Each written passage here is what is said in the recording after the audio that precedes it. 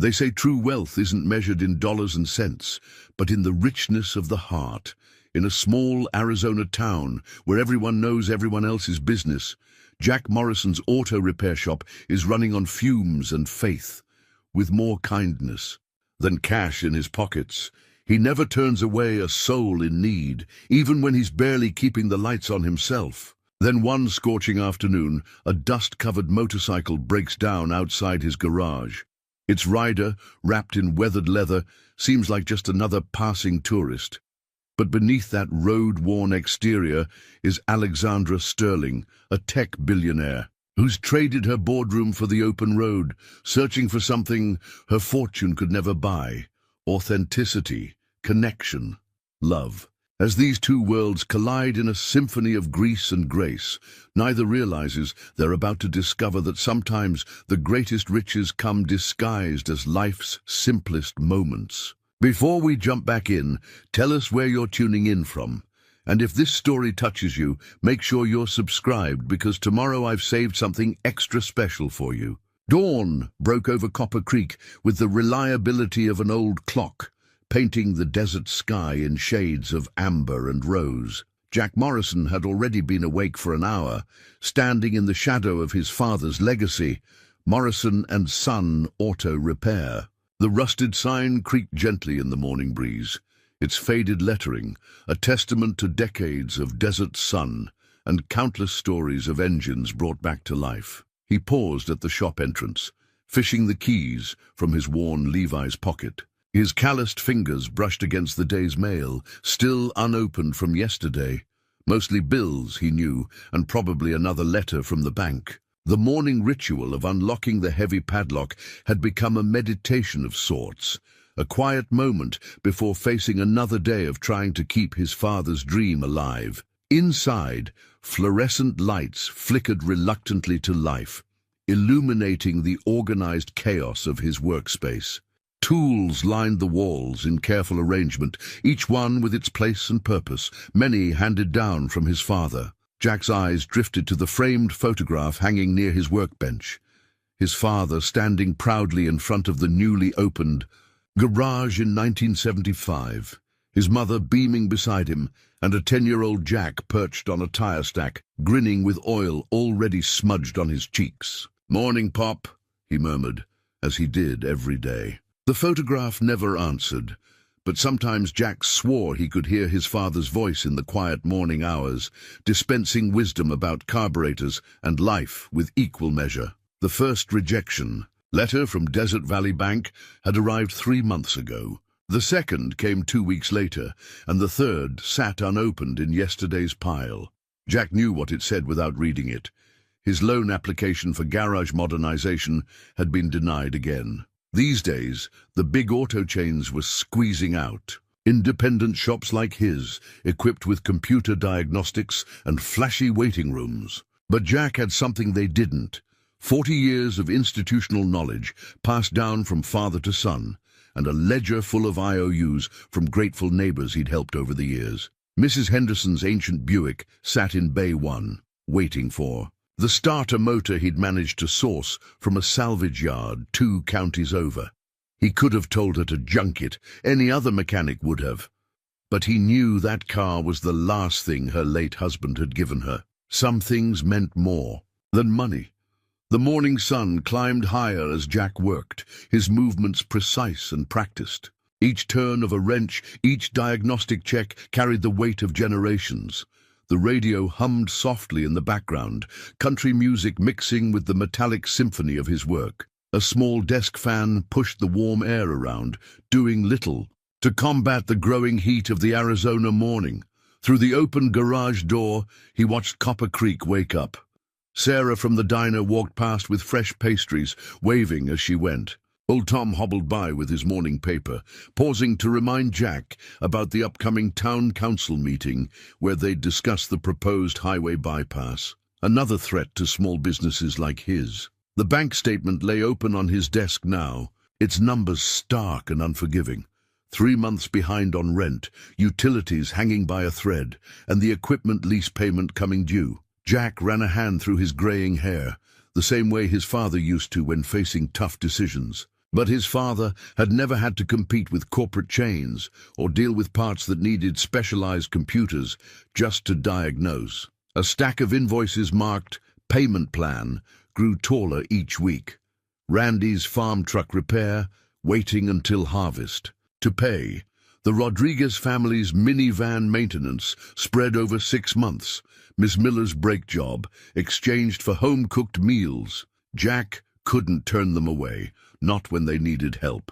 His father had always said a mechanic was like a doctor for the community's lifelines, and you didn't turn away a patient just because they couldn't pay up front. The morning stretched on, filled with the honest work of keeping Copper Creek's vehicles running. Jack's hands moved steadily from task to task, each repair a small victory against time and wear. He might not have the newest diagnostic computers or a fancy coffee machine in the waiting room, but he had something more valuable: trust built over generations, and the satisfaction of knowing that every car that left his garage was fixed right, fixed honest, and fixed to last. The distinctive rumble of a motorcycle engine, struggling, missing beats, drew Jack's attention from Mrs. Henderson's Buick. Through the heat waves rippling off the asphalt, he watched a rider guide a dust-covered Indian motorcycle into his lot.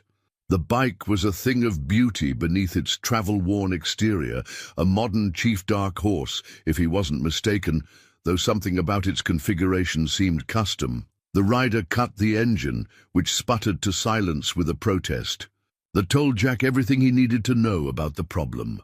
Long legs, clad in well-worn leather, swung over the seat with practiced ease. When gloved hands reached up to remove the helmet, Jack found himself looking at a woman with windswept dark hair and eyes that seemed to take in everything at once. "Sounds like you've got yourself a fuel delivery issue," he said by way of greeting, wiping his hands on a shop rag.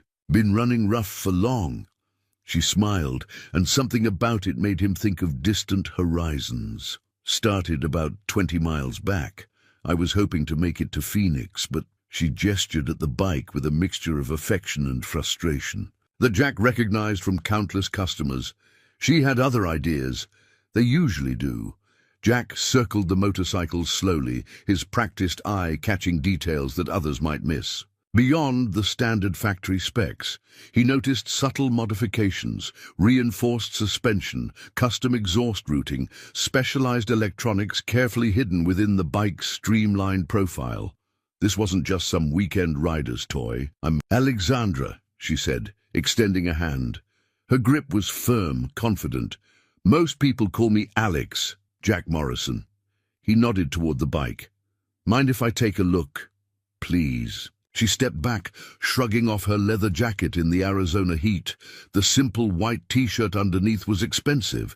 Jack had priced enough clothing for his sister's kids to recognize quality, but worn with the casual ease of someone who didn't think about such things. As he began his inspection, Alex leaned against his workbench with the relaxed posture of someone completely at home in a garage. She watched him work with genuine interest, asking occasional questions that revealed more than a passing knowledge of engines. "You've got some interesting modifications here," he commented, noting the specially tuned fuel injection system. "Not standard issue." A shadow of something, wariness perhaps, flickered across her face before she smiled. "I like to customize my rides, makes them feel more personal." Jack nodded, understanding perfectly. Every vehicle that came through his shop had its own personality, its own story. This one, though, felt like it was keeping secrets. The sophisticated electronics, the custom security features subtly integrated into the ignition system. This was no ordinary touring bike. "Should be a relatively quick fix," he said, straightening up. "Fuel filter's clogged, and I'm seeing some contamination in the line. Probably picked up some bad gas along the way. Give me about an hour. I can have you back on the road, Alex." Glanced at her watch, a gesture so quick he almost missed it. "No rush, actually. I could use a break from the road." She looked around the garage with genuine interest. "Mind if I hang around while you work?" Something about her manner struck Jack as curious. Most people killing time during repairs headed to the diner next door, or at least waited in the small office area he maintained for customers. But Alex seemed content right where she was, as if the smell of oil and the sound of tools against metal was familiar territory. As he worked, they fell into an easy conversation. She asked about the town, about his business, showing an understanding of the challenges facing independent garages that surprised him. When he mentioned the growing pressure from corporate chains, her expression turned thoughtful. "Sometimes bigger isn't better," she said, her tone carrying a weight he couldn't quite decipher. "There's value in places like this, in knowing who's working on your vehicle, in being part of a community." Jack glanced up from his work, catching something in her voice that sounded almost wistful. For a moment, their eyes met, and he had the strange sensation that they were both recognizing something familiar in each other, a shared understanding of what it meant to carry responsibilities that others couldn't see. The moment passed as he returned to the repair, but the conversation continued to flow naturally. Alex shared stories of her travels, carefully edited though they seemed, while he told her about the characters that made up Copper Creek's tapestry. As his hands moved surely through the repair, Jack found himself wondering about this woman, who seemed equally at ease, discussing engine timing and economic pressures on small businesses. What he didn't know, couldn't know, was that Alexandra Sterling, CEO of Sterling Technologies and one of the most influential women in the tech industry, was watching him work with a growing appreciation for the simple authenticity of his world. A world far removed from corporate boardrooms and billion-dollar decisions, where a person's word and the quality of their work still meant everything. The bell above Sarah's diner chimed as Jack held the door open for Alex. The afternoon heat had driven them to seek refuge in the town's favorite gathering spot, the repair completed, but Alex showing no hurry to leave. The familiar scent of coffee and apple pie wrapped around them as they entered, along with the hum of conversation that marked the lunch rush. "Jack Morrison, don't tell me you're finally taking a lunch break," Sarah herself called from behind the counter, her silver hair caught up in its usual neat bun. Her eyes sparkled as they landed on Alex, and with company no less. The diner was a living museum of local history, its walls adorned with photographs spanning decades of Copper Creek life. Pride of place was given to what locals called the Wall of Heroes, community members who had made a lasting impact. Jack's father's photograph hung there, his smile warm and genuine beneath the caption, "Thomas Morrison, keeping Copper Creek moving since 1975. Just finished fixing her bike," Jack explained, leading Alex to his usual booth. "Figured she should try your apple pie before hitting the road." "Stranded traveler?" Sarah asked, already pouring 2 cups of coffee. "You're in good hands with Jack. He's got motor oil in his veins, just like his daddy did." Alex settled into the booth, her eyes drawn to the wall of photographs. "I can see that this place really values its history." "That's because we're living it," came a gruff voice as old Tom shuffled over, newspaper tucked under his arm. "Not like those big cities where everything's always changing. Here, a handshake still means something." Sarah set down their coffee cups, gesturing at the wall. "Tom's up there too. 30 years as our high school principal. Between him and Jack's father, they shaped half the town." Alex listened intently as the stories began to flow. Sarah brought over pie without being asked, and soon their booth had become an impromptu gathering. Miss Linda, the librarian, stopped by to share how Jack had kept the bookmobile running long past its expected retirement. Randy from the farm mentioned the time Jack drove out in a snowstorm to fix his tractor during the critical harvest season. "He does the same for everyone," Randy's wife Betty added, "and never makes you feel bad about paying in installments. Try getting that kind of understanding from those chain stores." Jack felt his ears growing warm. "Just doing what needs doing," he mumbled into his coffee. But Alex was watching him with an expression he couldn't quite read. "It sounds like you're more than just a mechanic," she said softly. "You're a crucial part of this community's ecosystem." The conversation shifted as folks asked Alex about her travels, and Jack noticed how carefully she answered. She spoke of roads taken and sights seen, but revealed little about herself. Yet There was something in the way she engaged with each person, asking just the right questions, showing genuine interest in their stories that made everyone warm to her immediately. "You should stick around for the weekend," Sarah suggested, refreshing their coffee. "Town's having its monthly musical evening in the park tomorrow night. Nothing fancy, just local folks sharing songs and stories." "Oh, I shouldn't," Alex began, but was cut off by a chorus of encouragement. "Jack plays guitar," Betty offered, ignoring his protests. "His daddy taught him, and he's got the sweetest voice when you can convince him to use it." Jack watched as something shifted in Alex's expression. A longing, perhaps, for the simple connections being offered. She glanced at him, then back at the eager faces around them. "Well," she said slowly, "I suppose my schedule is flexible." The afternoon stretched on, the sunlight slanting through the diner's windows, creating pools of gold on the worn linoleum. Jack found himself studying Alex when she wasn't looking, noting how she seemed to relax incrementally into the rhythm of small-town life. Her laugh became more genuine, her posture less guarded. Yet there were moments when her hand unconsciously reached for a phone she'd deliberately left on her bike, or when certain topics of conversation caused her to subtly redirect, that reminded him she was carrying secrets. But here, surrounded by the warmth of community and the simple pleasure of shared stories, those secrets seemed to weigh less heavily on her shoulders. What struck him most was how naturally she fit into their world, despite clearly coming from somewhere very different. She treated everyone with the same genuine respect, whether it was Sarah refilling their coffee or old Tom rambling about the town's history.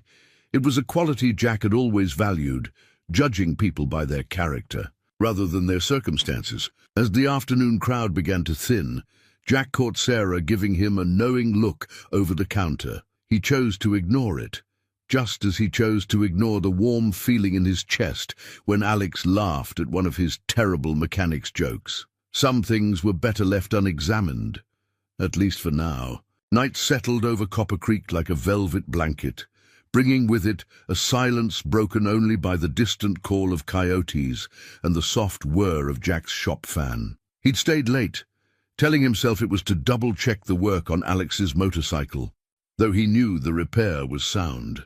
There was something about the bike that nagged at him, subtle customizations that spoke of resources far beyond the average rider. From the darkened corner of the garage, a blue glow suddenly pierced the darkness. Alex stood in the shadow of the building's back entrance, her face illuminated by a sophisticated satellite phone.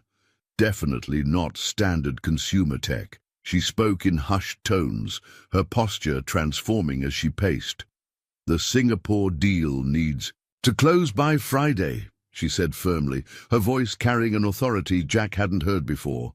"Have legal review the terms again, but I want that contract ready. Yes, I'm aware of the board meeting. No, I won't be there in person. Handle it, Marcus. That's why I pay you 7 figures." Jack made sure his presence was known, deliberately dropping a wrench with a clang. Alex startled, quickly ending her call and slipping the phone into her jacket pocket. "Sorry," she said, smoothly transitioning back into her traveler persona. "Had to check in with family." Jack nodded, pretending he hadn't heard the exchange. "Just finishing up some final adjustments on your bike. Want to make sure everything's running perfectly." He switched on more lights, dispelling the shadows that had hidden their secrets. Alex moved closer to watch him work, and he noticed how she deliberately relaxed her shoulders, shed the mantle of whatever role she'd been playing moments ago. "You don't have to stay so late," she offered. "I'm sure the repair is fine." "Force of habit," he replied, running his hands along the custom fuel line. "My father always said night times when you can really hear what an engine's trying to tell you, less noise to compete with." Alex settled onto a nearby stool, watching him with interest. The silence between them was comfortable, broken only by the soft clink of tools and the distant chirp of crickets. But Jack could feel the weight of unspoken words, of questions he knew better than to ask. "Your father taught you well," she said finally. "It's rare to find someone who truly understands machines these days. Everyone wants quick fixes, computer diagnostics. Nothing wrong with modern tools," Jack responded, checking a connection. But they're just that. Tools. Can't replace knowing how things work, how they fit together. He glanced up at her. Same with people, I suppose. Something flickered across Alex's face. Recognition, perhaps, or regret. She pulled out her satellite phone again, its sleek design incongruous in the worn comfort of the garage. Sometimes I wonder if we've lost something in all our progress. Everything's faster, more efficient, but efficiency isn't everything, Jack finished, understanding in his voice. Alex nodded, her fingers tracing the edge of her phone. In my travels, I've seen how technology can disconnect as much as it connects. Everyone's reachable, but nobody's present. The irony of her words wasn't lost on Jack as another message lit up her screen. She glanced at it, her expression tightening imperceptibly before she turned the phone face down. Must be important, he said mildly, having a satellite phone for family calls. Alex met his eyes, and for a moment he thought she might tell him the truth. Instead, she smiled that careful smile he was beginning to recognize. Reception can be spotty on the road. Better to be prepared. Jack returned to his work, but his mind churned with questions. The sophisticated tech hidden in her bike's systems, the authority in her voice during the call, the satellite phone that probably cost more than his monthly revenue, none of it fit the image of a wandering biker. Yet something else didn't fit either. The genuine way she had connected with the town's people today, her understanding of small business struggles, the longing in her eyes when Sarah had invited her to stay. As if reading his thoughts, Alex stood and stretched. I should get some rest. Sarah offered me a room above the diner, said it used to be her mother's apartment. Good spot, Jack nodded. Sarah keeps it ready for stranded travelers, says it's good karma. Their eyes met again, and Jack saw the same warmth there that had drawn him earlier, now tinged with something that might have been regret. Alex seemed to be wrestling with herself, standing on the edge of a confession. Instead, she said softly, "Thank you, Jack, for the repair and for not asking questions I can't answer yet." She slipped out into the night, leaving Jack alone with his thoughts and the lingering scent of her subtle perfume. Another detail that didn't quite fit with her road-worn appearance. He found himself hoping she'd stay for the weekend music night, even as he wondered what other secrets that satellite phone held. Morning found Jack in his garage earlier than usual, running a chamois cloth over his father's restored 1956 Ford F100. The truck was his pride and joy, a project they'd started together and that he'd finished alone after his father passed. Its deep blue paint caught the early light, the chrome trim gleaming like new despite its age. "Now that's a beautiful machine," Alex's voice came from the doorway. She was dressed simply again, worn jeans and a white shirt, but something about the way she carried herself made even casual clothes look elegant. Dad always said she was too pretty to be just a work truck, Jack replied, patting the hood affectionately. "We restored her together mostly. Took us 3 years to find all the right parts." Alex ran her fingers along the truck's pristine fender. "The attention to detail is incredible. You don't see craftsmanship like this anymore." "Thought maybe." Jack hesitated, then pushed forward. "Thought you might like to see the view from Carson's Ridge. Best spot to understand what makes this place special. If you're not in a hurry to leave, that is." The smile that spread across Alex's face seemed to brighten the whole garage. "I'd like that." The old truck rumbled to life with a sound that spoke of perfectly tuned mechanics. As they pulled out of town, Jack couldn't help noticing how naturally Alex settled into the passenger seat, her arm resting on the open window frame, hair dancing in the wind. She looked more relaxed than he'd seen her yet, as if the further they got from civilization, the more she could just be herself. The road wound through red rock formations that glowed in the morning sun. Jack pointed out landmarks along the way. The old copper mine that had given the town its name, ancient. Petroglyphs hidden in shadowy alcoves, a natural spring that had served travelers for centuries. "Most tourists stick to the highways," he explained, downshifting as they started the climb. "They miss all this, the real heart of the place. It's amazing how much history is just hidden in plain sight, Alex mused. She'd been quiet for much of the drive, taking everything in with those observant eyes of hers. The truck handled the rough track with ease, testament to Jack's mechanical skills. When they reached the ridge, he pulled into a natural overlook that offered a panoramic view of the valley below. Copper Creek lay nestled in its embrace like a handful of toys scattered by a child, surrounded by the vast, untamed desert. "Sometimes I come up here just to think," Jack said, killing the engine. "Helps put things in perspective." They sat in comfortable silence, watching a red-tailed hawk ride the thermals below them. Alex's phone buzzed in her pocket, but for the first time. Since he'd met her, she didn't reach for it. "Want to see something interesting?" he asked, reaching behind the seat. He pulled out 2 pairs of work gloves and a small toolkit. "If you're not afraid of getting your hands dirty." Alex's eyes lit up with genuine enthusiasm.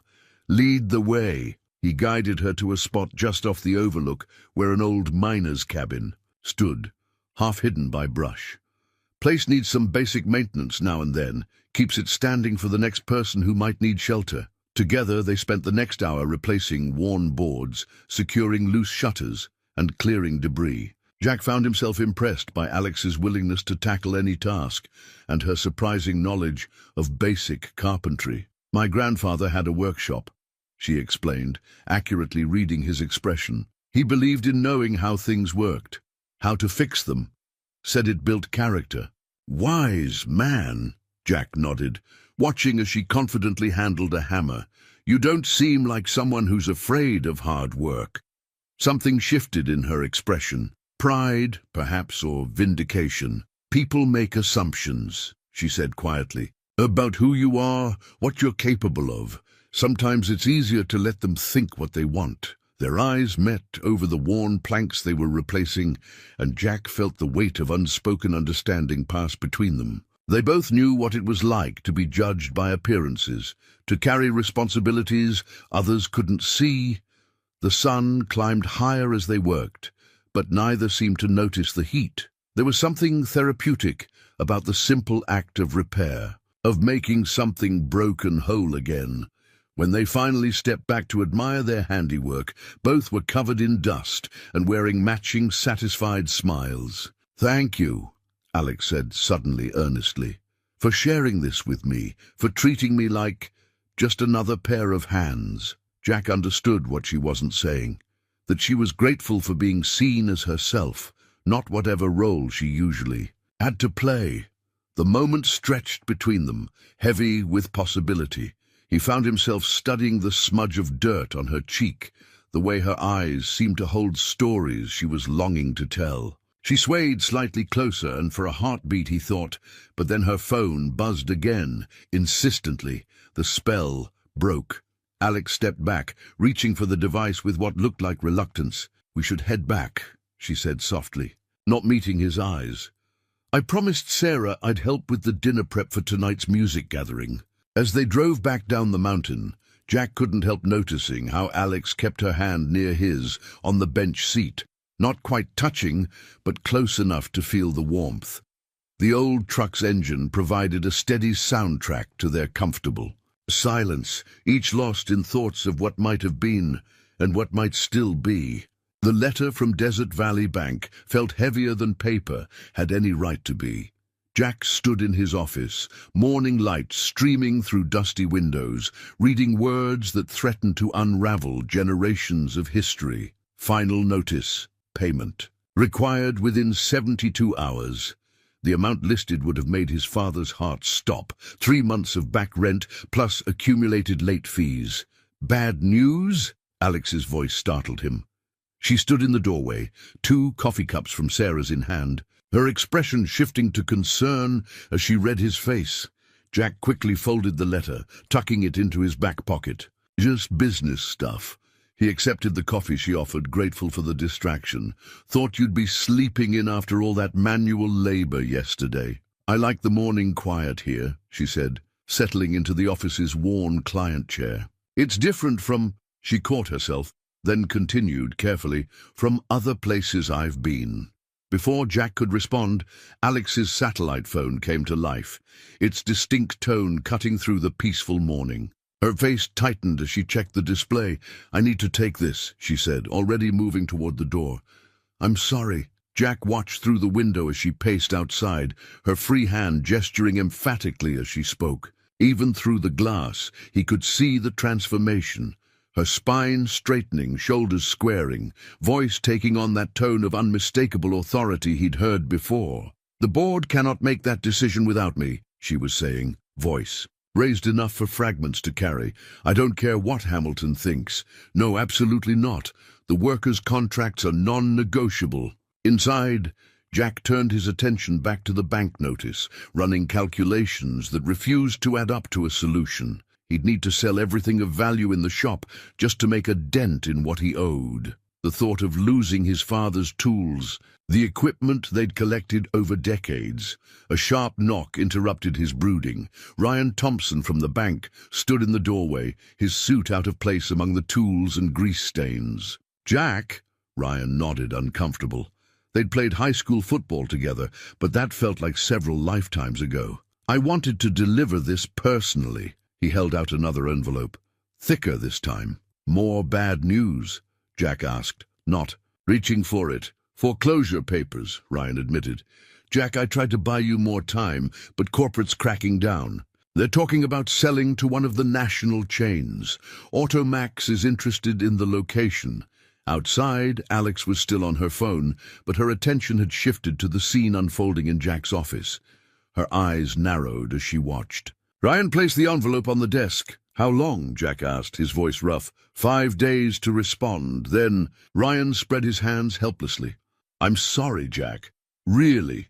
As Ryan left, Alex re-entered, her own phone conversation apparently finished. She glanced at the envelope, then at Jack's face. That looked serious.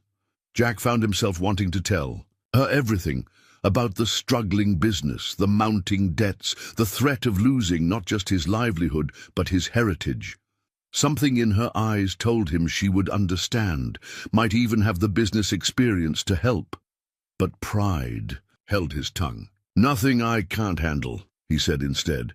Alex's phone chimed again, a different tone this time. She checked it, and Jack saw real fear flash across her face before she could hide it.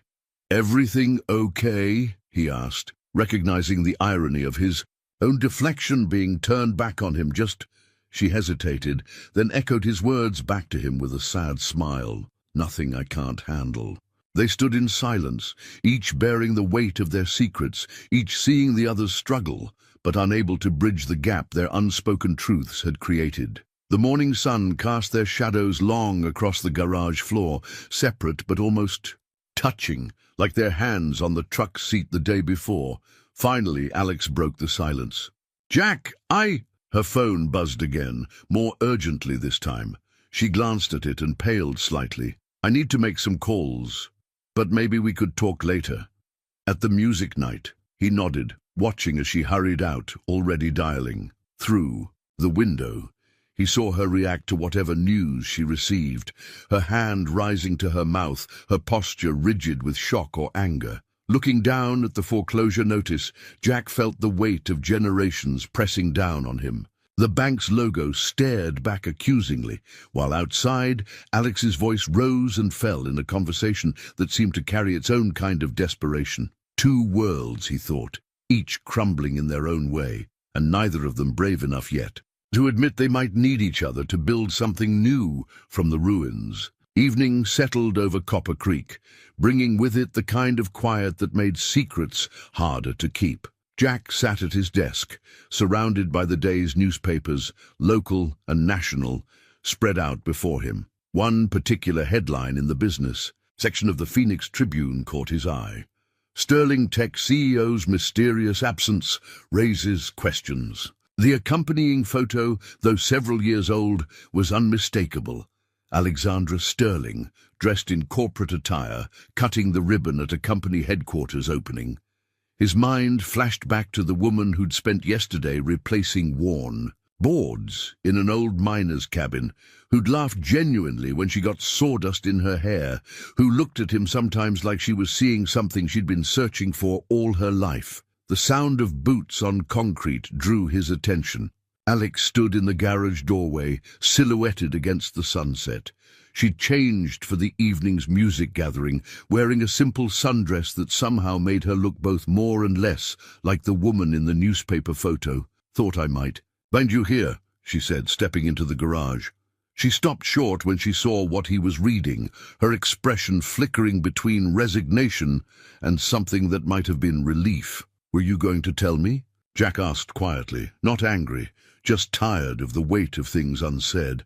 Alex moved closer, her fingers trailing along the edge of his workbench. "I've been trying to find the right way." She glanced at the photo. "That person feels like someone else sometimes. Here I can just be me. And who is that?" The question came out softer than he intended. She sank into the client chair, the one that had held 3 generations of Copper Creek residents waiting for their vehicles to be fixed. "I'm the daughter of a man who built an empire out of nothing, who taught me that success meant never showing weakness.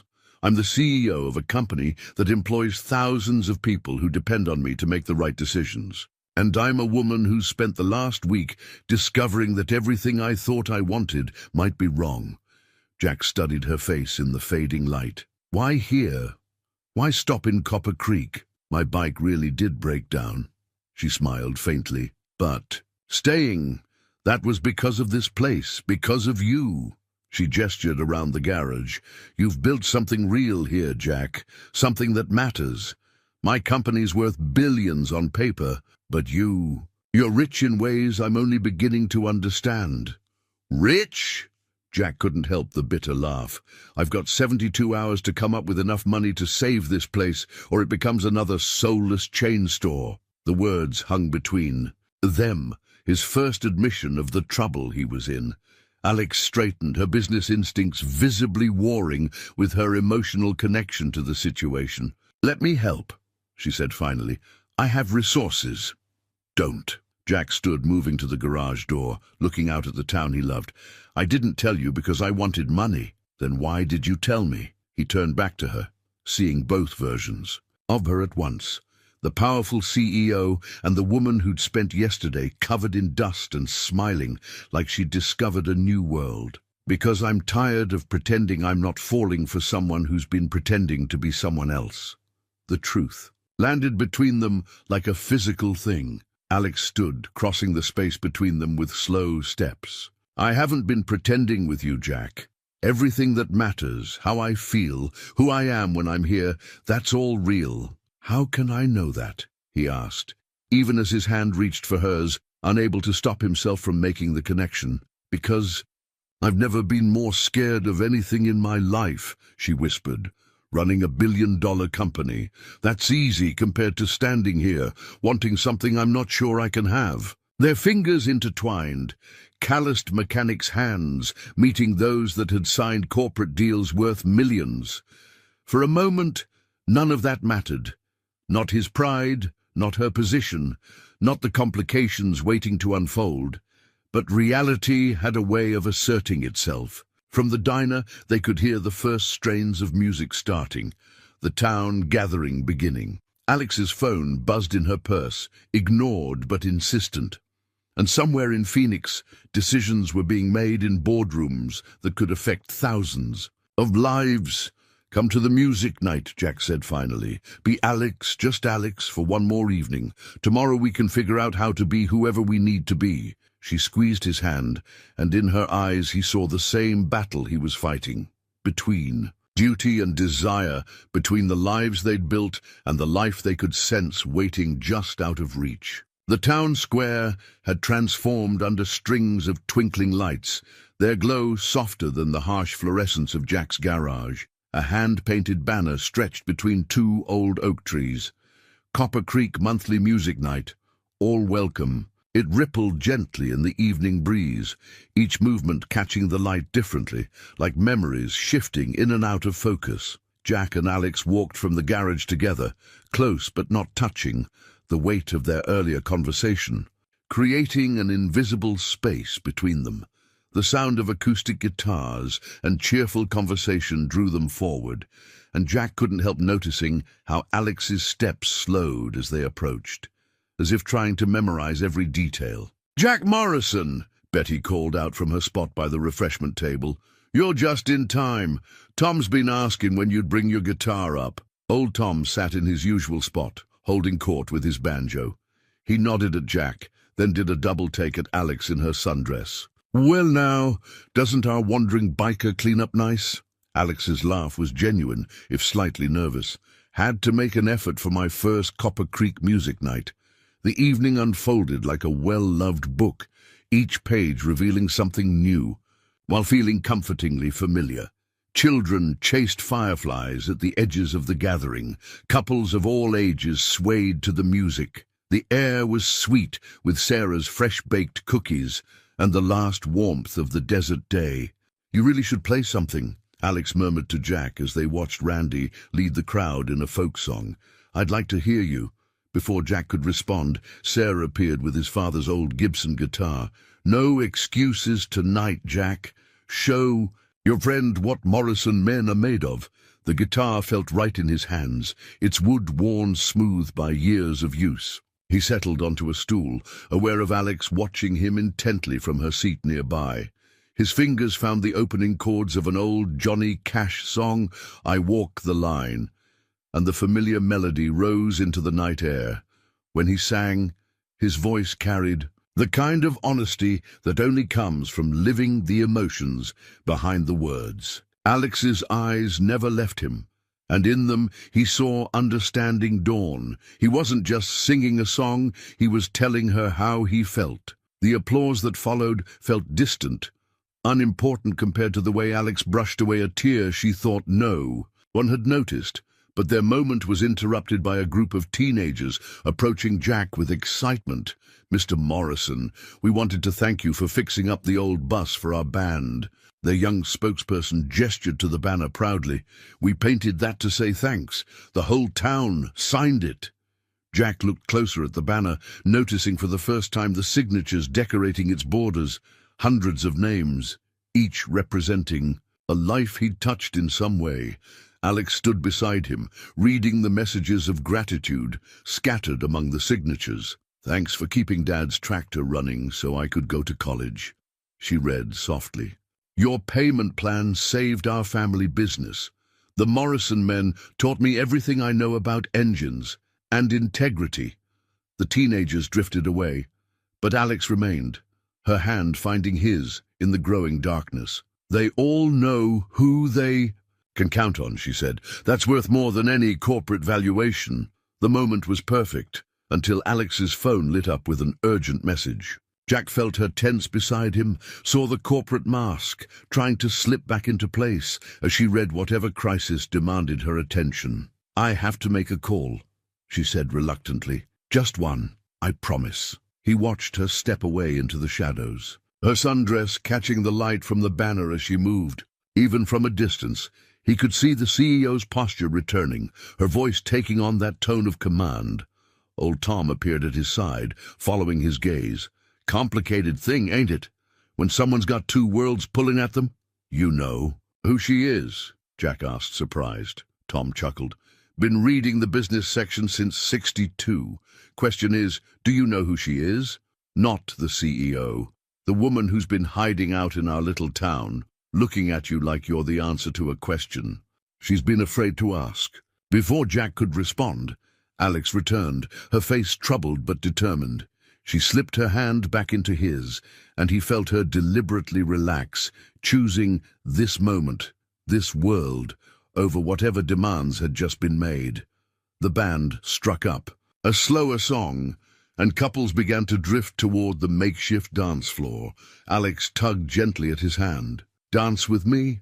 While we still can." The question carried more weight than just this moment, and they both knew it. But for now, Jack simply pulled her close, feeling her settle against him as naturally as if they'd been dancing together for years. Above them, The banner swayed in the desert night, its signatures gleaming like stars, each one a testament to the kind of wealth that couldn't be measured in dollars and cents. Morning brought chaos to Copper Creek in the form of a glossy business magazine someone had left at Sarah's diner. Alexandra Sterling's face graced the cover, the headline bold and unforgiving. Sterling Tech CEO's desert disappearance, board considers emergency measures. The photo showed her in her corporate armor, tailored suit, confident smile, the weight of billions resting easily on her shoulders.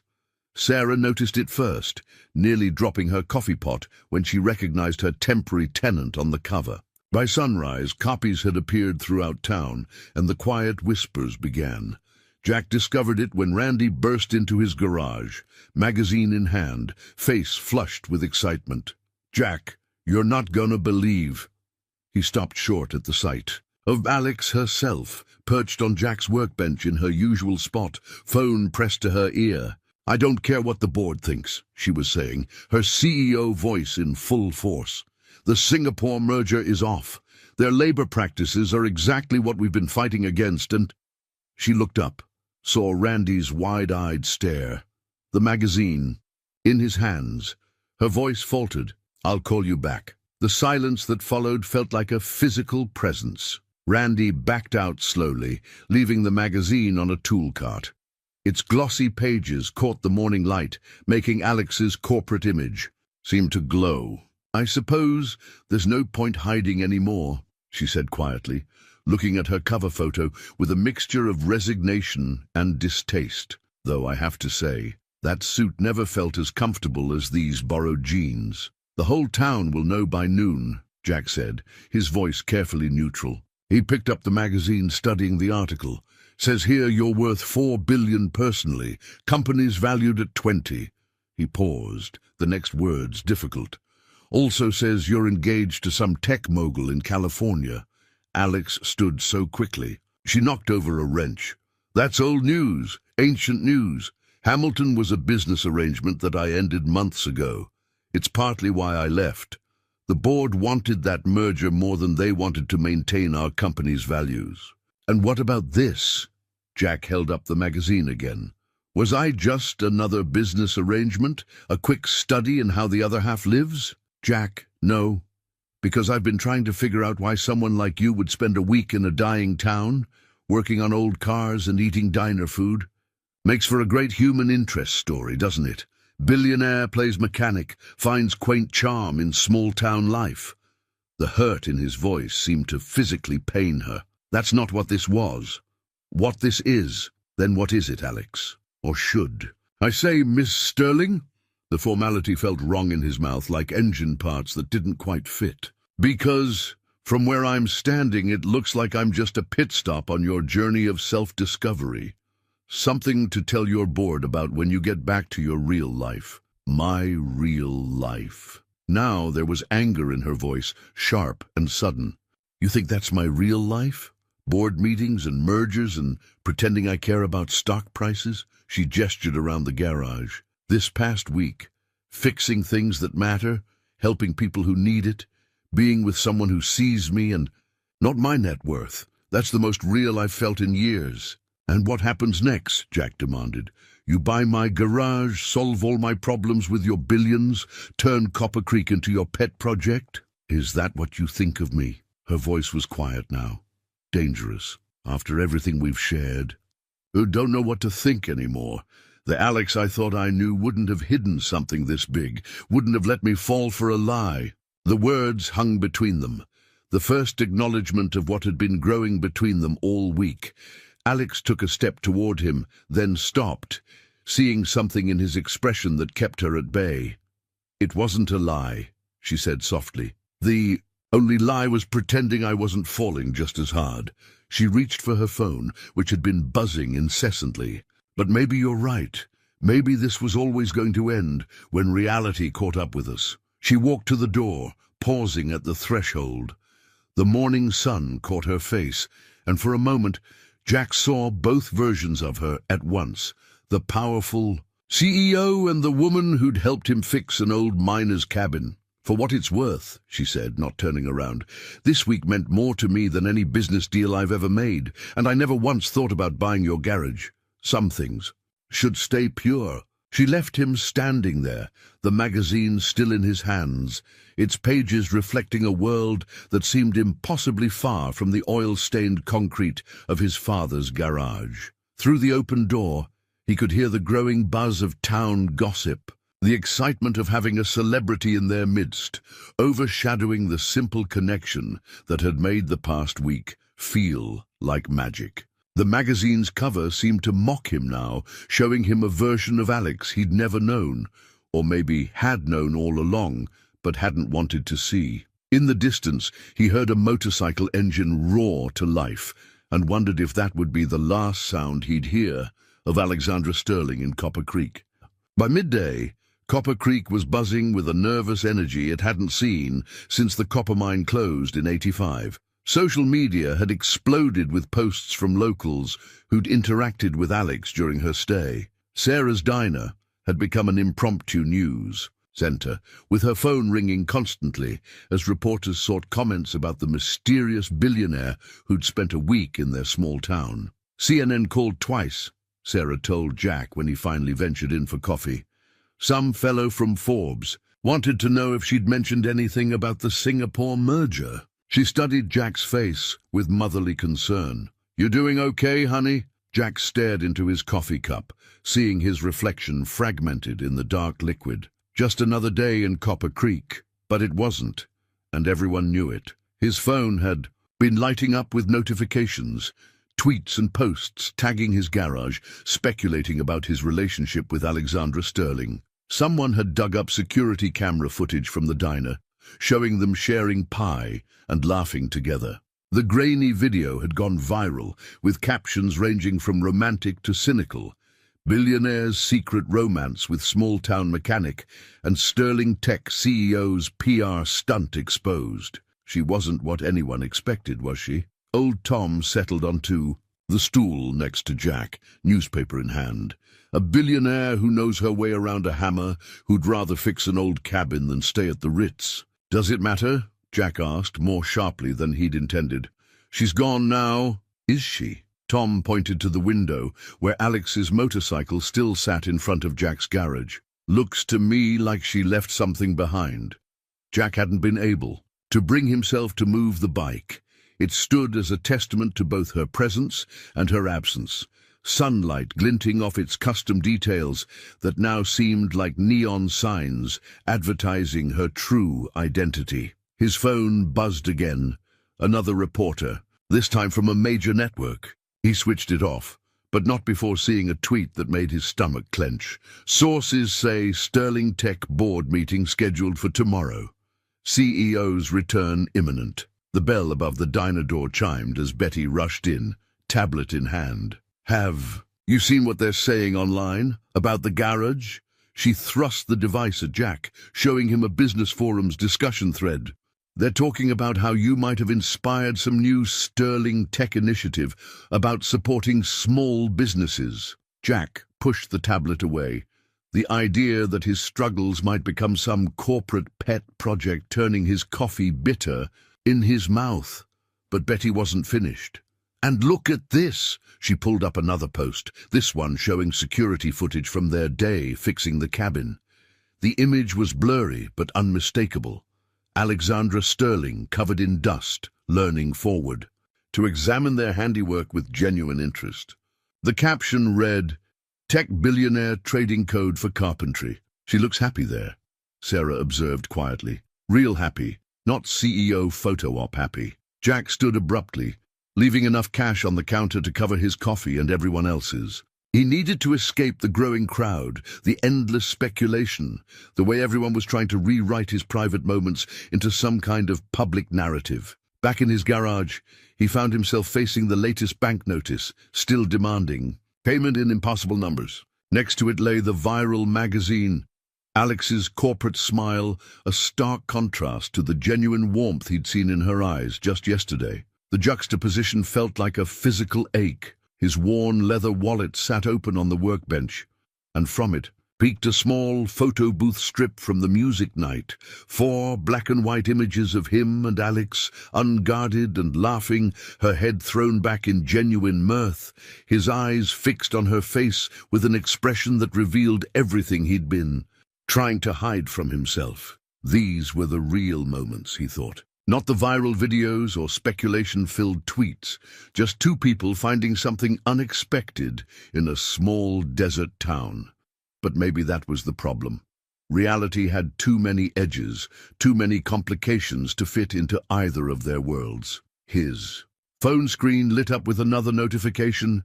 Sterling tech stock surges amid rumors of CEO's return. Jack turned the phone face down, but not before catching a glimpse of another headline that cut deeper than the rest. Desert romance. A billionaire's holiday from reality. Alexandra's coffee cup still sat on Jack's workbench, lipstick staining the rim, half full and long cold. He'd been avoiding looking at it all morning, the way people avoid looking directly at the sun. But now, in the quiet aftermath of the day's chaos, it demanded his attention, a small, ordinary thing that somehow contained the essence of everything he'd lost. The evening news droned from his small office TV, words that once would have meant nothing to him now cutting like knives. Sterling Technologies announced today that CEO Alexandra Sterling has resumed her duties following a brief absence. In a statement to the press, Ms. Sterling expressed her commitment to the company's upcoming projects. He switched it off, unable to bear the sight of Alex, Ms. Sterling, standing at a podium in crisp business attire, looking as if the past week had never happened, as if she'd never sat in his garage in borrowed jeans, telling him stories about her grandfather's workshop while he fixed cars. The phone rang. Probably another reporter. They'd been calling all day, offering money for his story. One had even suggested a book deal. Jack let it go to voicemail, focusing instead on Mrs. Henderson's Buick. At least cars made sense. They didn't hide their problems, didn't pretend to be something they weren't. "You're being too hard on her." Sarah's voice came from the doorway. She entered carrying a plate of meatloaf, his father's favorite. "And too hard on yourself." "I've got work to do," Jack said, not looking up from the engine. "She left something for you," Sarah continued, undeterred. "Asked me to give it to you once things calmed down." She placed an envelope next to the plate. Jack stared at it. Alexandra's elegant handwriting spelling out his name. "I don't want—" "It's not money," Sarah interrupted. She was very clear about that. Said some things matter more than fixing problems with a checkbook. After Sarah left, the envelope seemed to grow larger, more insistent. Finally, Jack wiped his hands and opened it. Inside was a single key and a note. "The bike belongs in a real garage with someone who understands its heart. Like its rider, it's happiest when it's not pretending to be something it's not." The motorcycle stood where she'd left it, morning dew beading on its chrome. Jack ran his hand along its custom frame, remembering how she'd watched him work. On it that first day, asking questions that revealed more knowledge than any casual rider should have. "She designed some of the modifications herself," a male voice said, making Jack turn. A man in an expensive suit stood in the garage entrance. Marcus, he guessed from Alex's phone calls. "Ms. Sterling has always been hands-on with her projects." "What do you want?" Jack asked, tired of surprises. "To understand," Marcus replied, looking oddly vulnerable despite his corporate polish. "I've worked with Alexandra for 10 years. Never seen her like this. She came back different." Jack turned back to the bike. "She came back where she belongs." "That's just it," Marcus said quietly. "For the first time since I've known her, I'm not sure she did." He placed a business card on the workbench. "She's in board meetings all day, but after—" He trailed off, then straightened his tie. "Well, the card's there if you want it."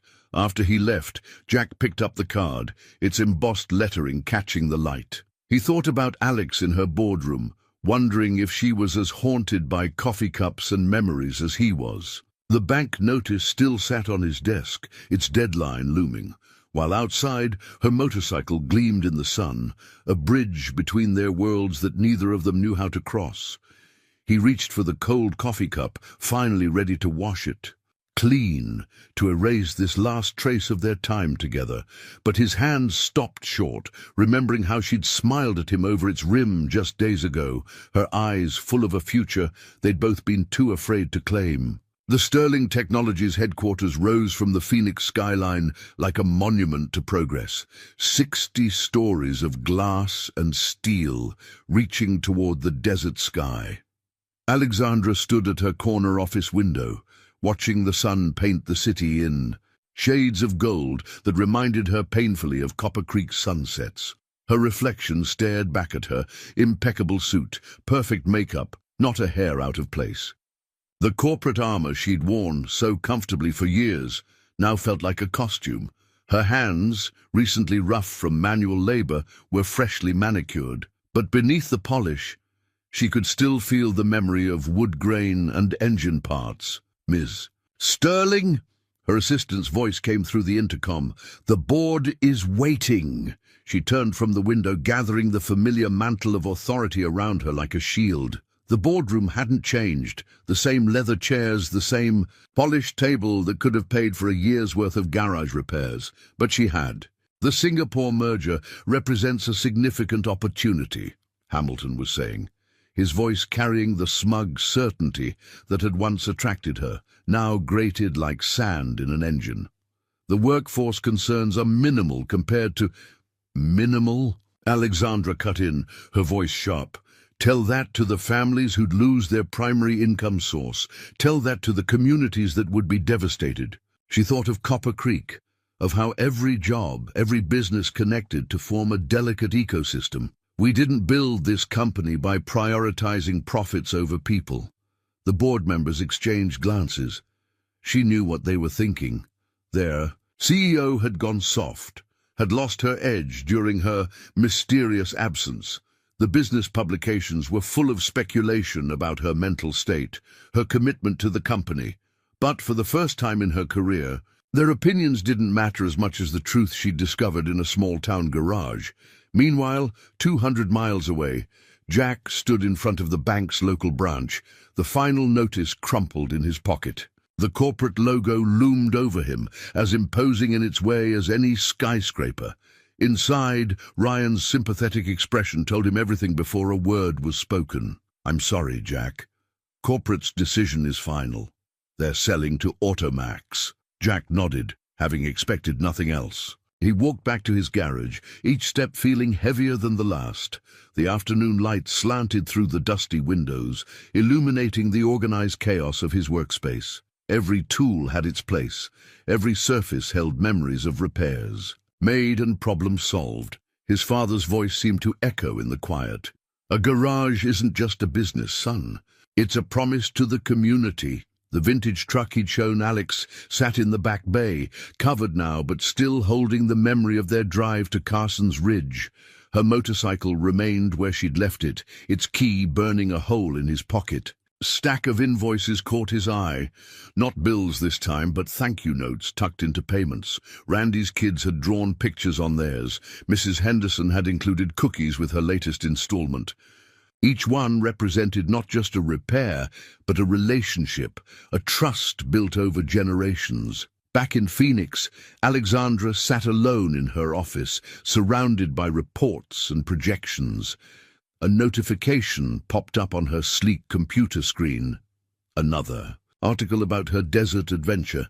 The photo showed her at the music night, caught mid-laugh as Jack played guitar. The genuine joy in her expression made her current reality feel even more artificial. Her fingers found her phone, hovering over Marcus's text. He still has your bike, and the garage deadline is tomorrow. Both of them, separated by distance, but connected by an understanding of what really mattered, faced the same question. Was success measured in dollars and cents, or in the lives you touched? Was it found in corporate boardrooms and billion-dollar deals, or in the simple authenticity of work that made a difference? The sun continued its journey across the Arizona sky, casting long shadows in both their worlds. In her glass tower, Alexandra stared at acquisition reports that could solve all of Jack's problems with a single signature. In his garage, Jack held tools that could fix anything except the distance between their lives. The letter arrived by courier just as Jack was preparing to close the garage for what might be the last time. Handwritten on Sterling Technologies' letterhead, it carried the weight of words that needed to be said face to face, but couldn't be. Dear Jack, I've started this letter a dozen times, each attempt feeling more inadequate than the last. How do you explain to someone that a week in their world taught you more about value than 20 years in corporate finance? The board thinks I've lost my mind. Maybe I have.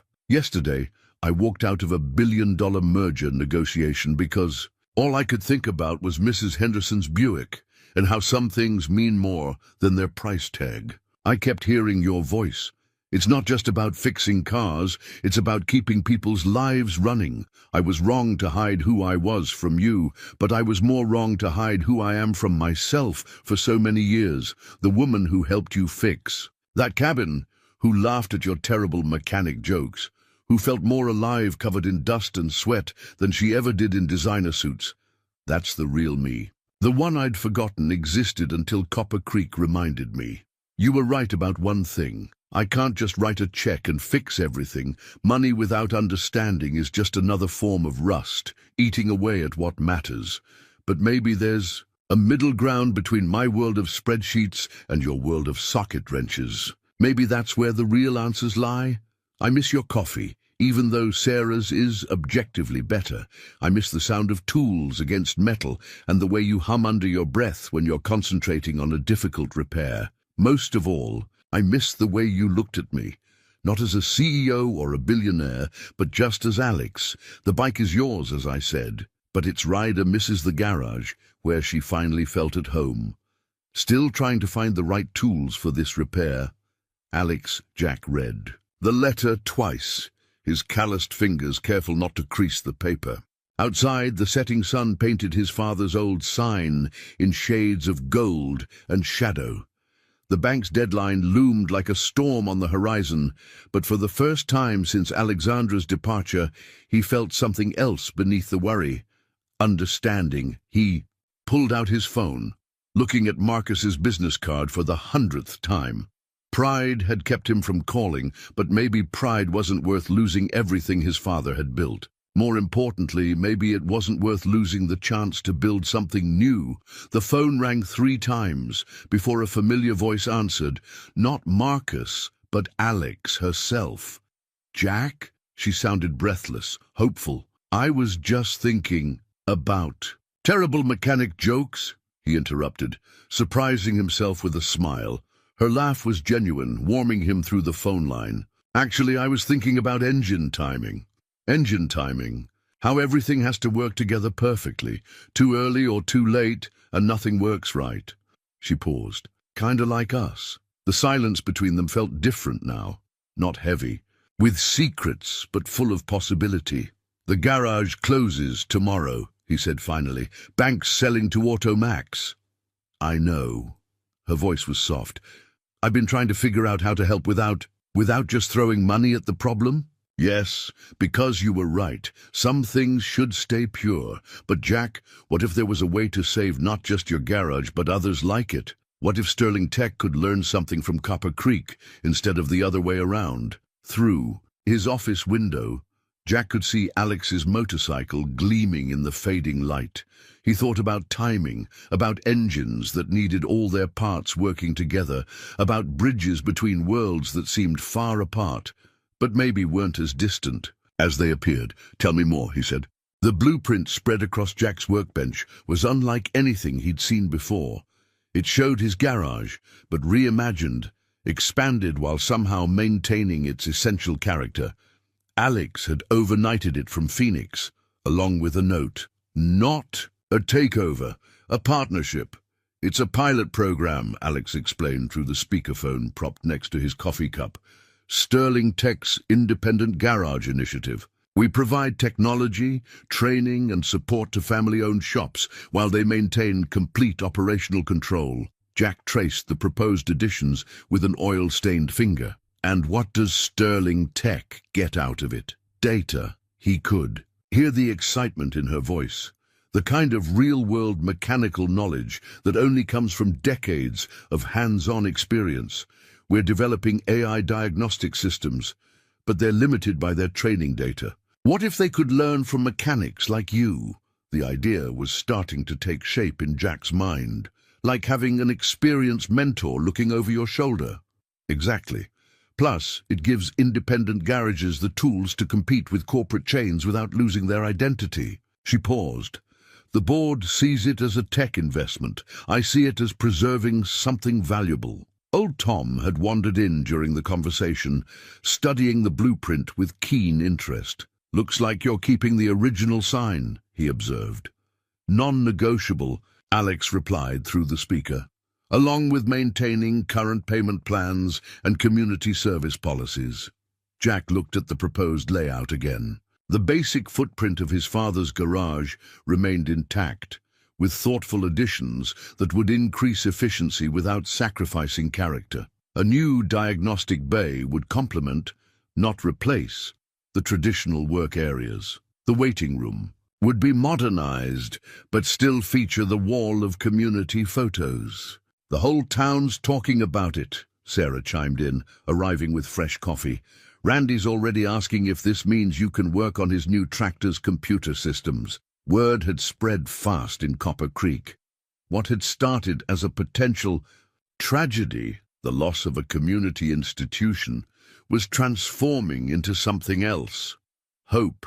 Jack had spent the morning fielding calls from other independent garage owners in the region, all facing similar pressures from corporate chains. We've identified 50 family-owned garages across Arizona that could be part of the pilot, Alex continued.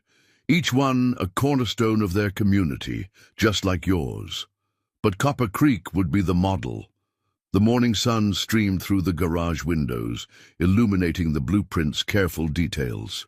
Jack could see Alex's influence in the elegant solutions, the way it bridged old and new. But he could also see his father's legacy preserved, even enhanced. There's something else, Alex said, her voice softer now. The program needs a director, someone who understands both the technical and human aspects. Someone who knows that sometimes a payment plan and a kind word are as important as the repair itself. Jack's hand stilled on the blueprint. Alex, you wouldn't have to wear a suit, she added quickly, unless you wanted to.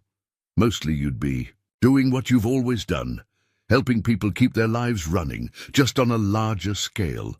The garage had grown crowded as word spread.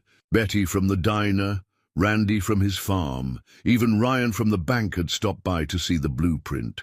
Their presence reminded Jack of the music night, of community bonds that ran deeper than business plans. It's not just my decision, Jack said finally. This garage belongs to Copper Creek as much as it does to me. We know, came a chorus of voices. Jack looked up to see more townspeople filtering in, drawn by the excitement of possibility. That's why it's perfect, old Tom declared. You'd be showing other towns how to keep their hearts beating just like you've done for us. The blueprint seemed to glow in the morning light, its lines representing not just a building, but a bridge between worlds. Jack picked up his father's old wrench, feeling its familiar weight. One condition, he said into the phone. Name it. Alex's voice was steady, but he could hear the tension beneath. The bike stays here, in the garage where it belongs. He paused. With its rider, if she wants to spend more time away from that glass tower. The silence that followed felt electric. Then Alex's laugh, real and warm and full of promise, filled. The garage, I think we can work that into the proposal, she said, and Jack could hear the smile in her voice. After all, every good pilot program needs hands-on oversight. The new garage sign caught the morning light, its design a careful balance of past and present. Morrison and Sterling Automotive retained the classic script of the original while adding a subtle modern touch. It wasn't just a sign, it was a declaration that change didn't have to mean loss. Jack stood in the doorway of his expanded garage, watching Alex park her motorcycle in its usual spot. She'd traded her corporate suit for work clothes, though he noticed with amusement that even her casual attire probably cost more than his monthly utilities. Some habits died hard. The board approved the final funding this morning, she announced, joining him in the doorway. 50 garages across the state will be part of the pilot program. But this one, she gestured at the partially renovated space around them. This one's special. The garage was in transition, much like they were. New diagnostic equipment shared space with vintage tools. A state-of-the-art computer system sat beside the old filing cabinet filled with handwritten customer records. The waiting room now featured both comfortable modern seating and the familiar wall of community photos. Mrs. Henderson stopped by earlier, Jack said, leading Alex to his workbench. Wanted to make sure we'd still work on her Buick, even with all the fancy new equipment. Alex smiled, remembering the elderly woman's story. What did you tell her? Showed her this. He pulled out a worn, leather-bound book, his father's original customer ledger. Told her as long as her name's in here, she's family. New technology doesn't change that. They'd spent weeks finding this balance, arguing sometimes, compromising. Often, Alex had learned to step back when Jack insisted certain things needed to stay the same, while he'd come to appreciate how her innovations could enhance rather than replace what made the garage special. The AI learning system is already showing promising results, Alex said, pulling up data on her tablet. Every repair you do, every diagnosis, it's all helping build a knowledge base that other independent garages can access. Your father's expertise living on through technology. Jack watched as she explained the technical details, noticing how she'd retained her CEO's confidence while shedding the corporate armor that had kept her isolated. Here, among the tools and engine parts, she was just Alex, brilliant, passionate, and finally at home in her own skin. Speaking of expertise, she continued, the training program starts next week. 5 garage owners from across the state coming to learn how to balance tradition with innovation. She paused, studying his face. Are you ready to be a teacher? Already am, he replied, nodding toward the corner where Randy's teenage son was apprenticing, splitting his time between the computer diagnostics and hands-on repairs. Some things you can only learn by doing. The morning crowd began filtering, irregular customers mixing with curious newcomers drawn by the changes. Sarah arrived with coffee, chatting with a reporter from a tech magazine who'd come to cover the pilot program. Old Tom held court by the new coffee machine, telling anyone who'd listen about how the garage had evolved since 1975. Jack, Randy called from the entrance. That new diagnostic system figured out what's wrong with my tractor's computer, but I still want you to take a look. Don't trust anything until you've put your hands on it.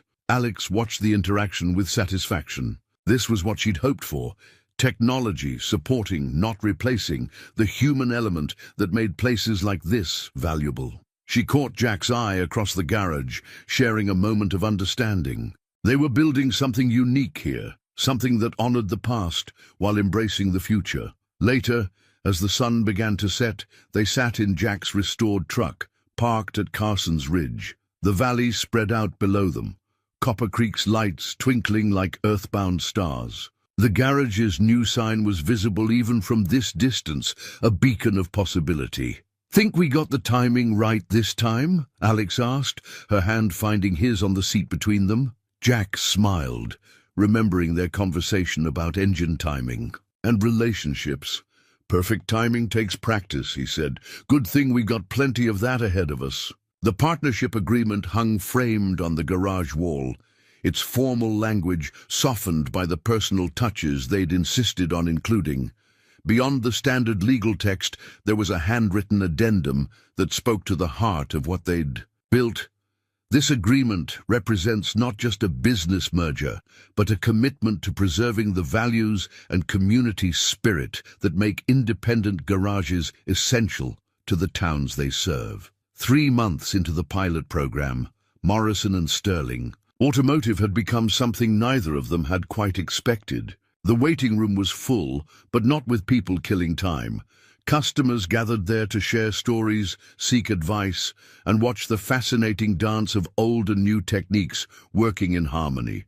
"You've got to see this," Alex called from the diagnostic bay, her excitement drawing Jack away from the vintage Mustang he was working on. She'd rolled up the sleeves of her expensive blouse, a smudge of grease on her cheek, making her look more at home than she ever had in her corporate boardroom. The AI just flagged something in Mrs. Henderson's Buick that matches a repair pattern. "From your father's old records." Jack leaned over her shoulder, studying the correlation between his father's handwritten notes and the computer's analysis. "Dad always said that model had a quirk in the timing belt. Looks like the system's learning his tricks. More importantly," Alex added, "it's sharing that knowledge with other garages in the network. Yesterday, a shop in Flagstaff prevented a major engine failure because of this pattern recognition." The sound of motorcycles rumbled outside. The weekly riding group that had started gathering at the garage. What had begun as curiosity about Alex's custom bike had evolved into a community of riders who appreciated both the technical expertise and the welcoming atmosphere.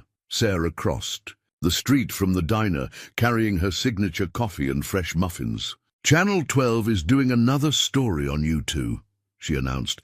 "They're calling it The Garage That Bridged Two Worlds, though if you ask me, they're missing the best part of the story." "What's that?" Alex asked, accepting a coffee with a grateful smile. "How two people figured out that sometimes the longest distance isn't between a small town and a big city, it's between who you are and who you're pretending to be." Jack watched Alex absorb this, seeing the truth of it in how naturally she moved through the garage now, equally comfortable discussing corporate strategy on her phone or helping him diagnose a tricky transmission problem. She'd found her balance. Just as he had, the pilot program was exceeding all expectations. Independent garages across the state were reporting increased business, better customer satisfaction, and most importantly, the ability to maintain their unique character while competing with corporate chains. The Sterling Tech Board, initially skeptical, had begun talking about nationwide expansion. But the real success wasn't in the numbers. It was in moments like this.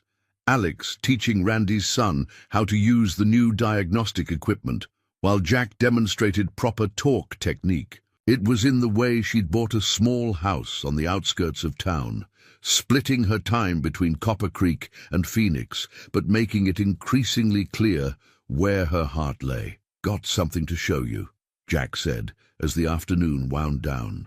He led her to the back of the garage, where his father's old workbench stood. He'd restored it, integrating modern charging ports and tool mounts while preserving its weathered character. "Thought you might want to make this your permanent station. You know, for the days you're not off running your empire." Alex ran her hands over the smooth wood, understanding the significance of the gesture. This had been Thomas Morrison's personal workspace, where he'd taught Jack everything he knew about cars and life. "You sure?" she asked softly. "Dad would have liked you," Jack replied. "He always said the best mechanics are the ones who never stop learning, never stop trying to make things better while remembering what made them work in the first place." Alex's response was interrupted by old Tom bustling in, waving a tablet. "Have you seen the latest numbers from the other pilot sites? We're revolutionizing how independent garages work together." His enthusiasm was infectious. "And to think it all started because someone's motorcycle broke down in exactly the right place." "Not broke down," Alex corrected with a knowing smile. "Perfect timing." 6 months later, the under new management sign above Morrison and Sterling Automotive told a story far beyond its simple text. The old-fashioned lettering blended seamlessly with the Sterling Tech logo, much like the two worlds that had found their harmony within the garage's walls.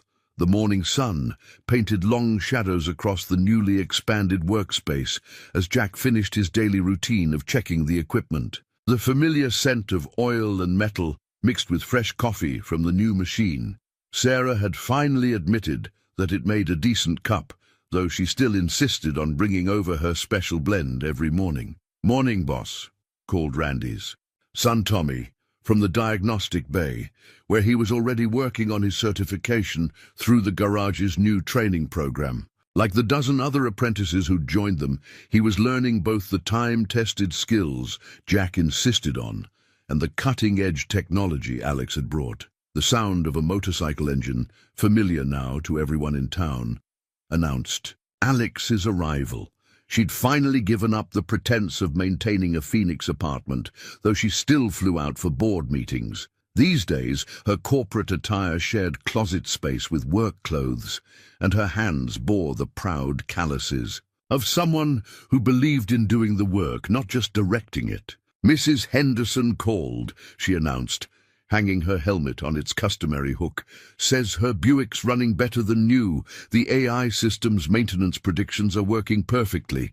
The nationwide rollout of their independent garage initiative had exceeded even Alex's optimistic projections, but more importantly, it had preserved something precious, the personal touch that made places like this more than just businesses. Every garage in the network maintained its own character while sharing in the collective knowledge they were building. "Got something for you," Jack said, leading Alex to his office. On his desk sat an old photograph in a new frame. It showed his father standing proudly in front of the garage on opening day. Next to it, a recent photo of Jack and Alex in nearly the same spot, both pictures capturing the same spirit of possibility. "Your father would be proud," Alex said softly, understanding the weight of the moment, "not just of the garage, but of how you've helped other family businesses survive without losing their soul." Their success had attracted attention beyond the automotive world. Other industries were studying their model of preserving small personal businesses through technological empowerment rather than replacement. Alex's board had finally stopped questioning her commitment to the project, especially after their stock price reflected the public's enthusiasm for companies that strengthened local communities. The morning crowd began filtering in, regular customers mixing with young mechanics there for training, tech specialists collaborating with old-school craftsmen. Sarah arrived with her signature muffins, engaging in her usual friendly debate with the coffee machine's AI about proper brewing temperatures. "Got a full day ahead," Jack noted, reviewing the schedule on their integrated system. 3 vintage restorations, 5 computer diagnostics, and that seminar for the new pilot program garages. "And dinner at Carson's Ridge later?" Alex suggested, her eyes twinkling.